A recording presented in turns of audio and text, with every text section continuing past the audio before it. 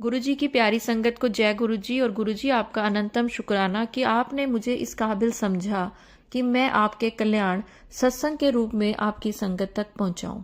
संगत जी, आज गुरुजी ने मुझे पता नहीं क्यों बार बार 7 नंबर की ब्लेसिंग, 7 नंबर की ब्लेसिंग।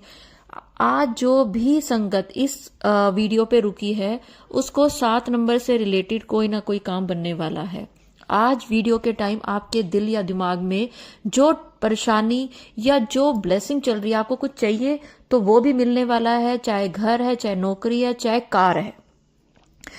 और 7 तारीख का मतलब ये नहीं है कि सिर्फ 7 को हम 16 और 25 में भी बांटते हैं तो उसको टोटल करके 7 बनता है। चाहे 7 बजे हो, चाहे 7:0 हो, क्योंकि मेरी ये वीडियो भी अगर आप देखेंगे 7 मिनट की ही बनी तो इससे बड़ी क्या ब्लेसिंग होगी। गुरुजी जरूर कोई ना कोई आपको रिप्लाई देने वाले हैं। अगर आपको आप आज जो भी परेशानी से आप गुजर रहे हैं या कुछ भी आपकी डिमांड है गुरुजी के आगे, तो आप देखेंगे कि वो जरूर पूरी होने वाली है। और बहुत जल्द इसी हफ्ते में, इस वीडियो को सुनने के हफ्ते में ही आपकी वो बात, क्योंकि हफ्ते में भी 7 दिन होते हैं ना, तो 7 दिन के अंदर अंदर आपकी वो बात पूरी होगी। मैं अपने मन से कुछ नहीं बोल सकती, जो गुरुजी बुलवाते हैं वो ही बोल सकते हैं हम ऐसा नहीं है कि अपनी वीडियो बनाने के लिए कुछ भी अनाप शनाप बोल दें। अगर हम कुछ ऐसा बोलते हैं तो गुरुजी वो डिलीट करवा देते हैं और हमें दोबारा वीडियो बनानी पड़ती है। तो संगत जी, आज मैं आपको एक तो ये ब्लेसिंग आप सबको मिल रही है, जो भी इस वीडियो पे आया है उसको ये 7 नंबर ब्लेस गुरुजी ने किए हैं। चाहे किसी की शादी की डेट निकलने वाली है, चाहे कोई कार लेने वाला है, चाहे नौकरी से रिलेटेड है, चाहे एग्जाम से रिलेटेड है, जो कुछ है 7 दिनों के अंदर आपको पता चल जाएगा। और संगत जी, आपसे हाथ जोड़ के विनती है, अगर ऐसा होता है तो आप प्लीज मेरे इस वाली वीडियो पे आके जय गुरुजी तब लिखें, चाहे अब लिखे ना लिखे, लेकिन तब जरूर लिखें। मुझे पूरा विश्वास है गुरुजी पे, अंधविश्वास है कि गुरुजी ने आपकी कोई ना कोई इच्छा पूरी करनी ही है। आज मैं आपको एक चीज और, एक आंटी है, स्वीटी आंटी, उनका सत्संग बताती हूँ कि कैसे गुरुजी ने उनकी अरदास पूरी करी। उनको अरदास करनी भी नहीं आती थी और गुरुजी ने कैसे पूरी करी। उसका 7 नंबर से कोई रिलेशन नहीं है। 7 नंबर से रिलेशन जो है वो मेरी वीडियो का है, जो गुरुजी ने थॉट डाला वो मैंने आपको बता दिया। स्वीटी आंटी अपने बच्चों के पास बाहर गई हुई थी। स्वीटी आंटी का एक निकनेम है जो कि सिर्फ उनके पापा बुलाते थे। तो स्वीटी आंटी हमेशा गुरुजी को कहती थी, गुरुजी जब से मेरे पापा की डेथ हुई है मुझे उस निकनेम से कोई नहीं बुलाता, आप भी मेरे पापा हो, मेरा मन करता है कि आप मुझे उस निकनेम से पुकारें। गुरुजी, मैं आपसे अरदास करती हूँ कि आप मेरे घर आओ, साक्षात मैं आपको देखूं, आपकी वाणी से अपना निकनेम सुनूं, आपको स्पर्श कर सकूं। गुरुजी, मेरी यही अरदास है। आंटी ना रोज यही अरदास करती थी, रोती थी और अरदास करती थी, गुरुजी मेरा मन करता है आप मेरे घर आओ, गुरुजी मेरा मन करता है आप मेरे घर बैठ के चाय पियो। मतलब वो हमेशा गुरुजी को बुलाने वाली अरदास ही करती थी। अगर कोई इस तरह की अरदास करता है, जैसे कहते हैं ना कि भगवान तो भक्तों के वश में है, हम लोग में से बहुत कम लोग इस तरह की अरदास करते होंगे। तो आंटी को अपने बच्चों के पास जाना पड़ा। आंटी का बेटा बहू बाहर रहते थे, आंटी उनके पास गई, अंकल आंटी। तो आंटी वहां भी यही अरदास करती थी। आंटी ने बातों बातों में अपने बच्चों को भी ये बात बताई हुई थी, पर बच्चे तो माँ बाप का नाम नहीं लेंगे ना। और अंकल ने आंटी का निकनेम दूसरा रखा हुआ था।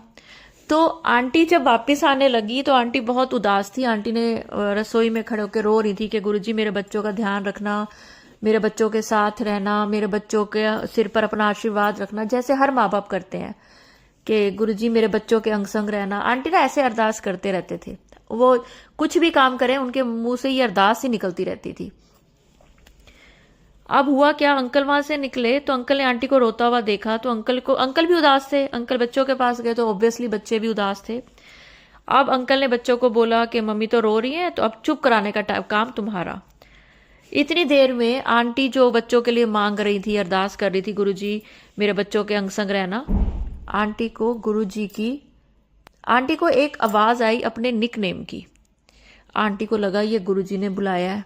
आंटी ने उधर उधर देखा और आंटी ने देखा कि मुझे आवाज ड्राइंग रूम से आ रही है। तो आंटी ड्राइंग रूम में चली गई तो देखा सारे मतलब अंकल और बच्चे हंसने लगे। देखा मम्मी कैसे दौड़ती हुई आ गई हैं।